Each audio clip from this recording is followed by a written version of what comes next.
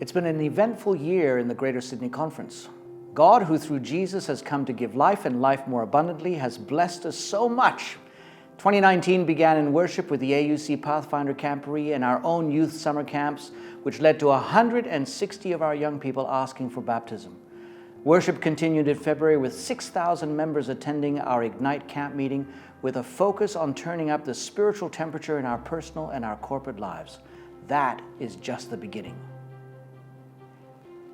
30 Days of Prayer was launched on the heels of Ignite, culminating with a day of prayer on Sabbath, March the 23rd. Swiftly following was our conference prayer retreat featuring Pastor Pavel Goya from the General Conference. For attendees, the retreat was a deep dive into prayer, how to pray, and how crucial prayer and prayer ministries is to their local churches. Pastor Nathaniel Pereira, Beryl Landers, Malcolm Ray, and Pastor Kenneth Strickland kept the focus on prayer continuous throughout the year with a number of events, including a pastor's prayer breakfast. Some school chaplains have started prayer breakfasts at our local schools for parents and for students as well. We've been working on strategic thinking, moving from a things we do and outcomes mentality to a positive narrative of impact that is transformational, long-term, and sustained. This missional shift has increased collaboration between our departments and given a direct resource connection with local churches through the Natural Church Development Survey, where impact has tangible discipleship benefits. Things we're celebrating. 1, that our ABC is meeting the needs of a new generation and has doubled its sales from the online store, and that its branding is becoming a unified cross-conference collaboration that is maximizing effort and efficiency. 2, the additions of new facilities to better enable us in spreading the gospel. God has continued to bless our education system here in Greater Sydney this year with amazing, dedicated spiritual staff who are very much appreciated. We've also had a 15% increase in our student numbers this year, which is amazing, and God has blessed us. Our finances are still strong, which allows us to continue our significant building program. In our schools, we want to be intentional about strengthening our Adventist identity. We do this through many different ways.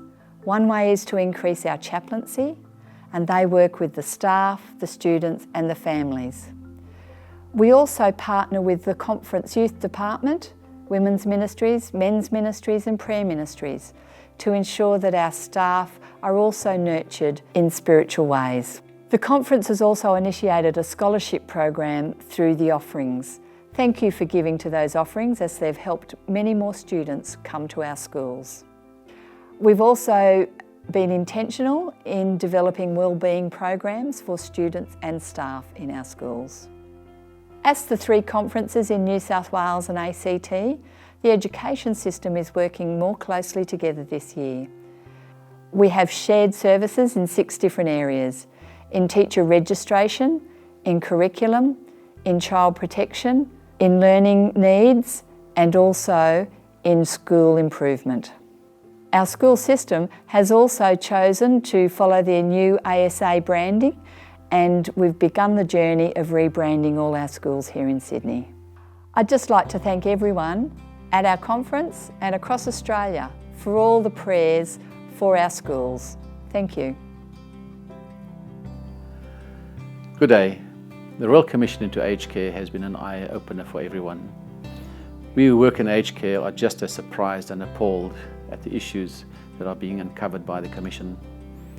And it is when you hear these appalling stories that you appreciate that what we have here at Greater Sydney is far above the rest. We continue to invest in our facilities, and over the past few years we have spent a lot of money in upgrading Wahroonga. Now we're focusing on Kings Langley, and we are building a 45-bed dementia facility and 21 independent living units. 7 of these units are already available, and the balance, including the 45-bed dementia facility, will be ready in March 2020. We're excited about God's blessings as we look forward to 2020.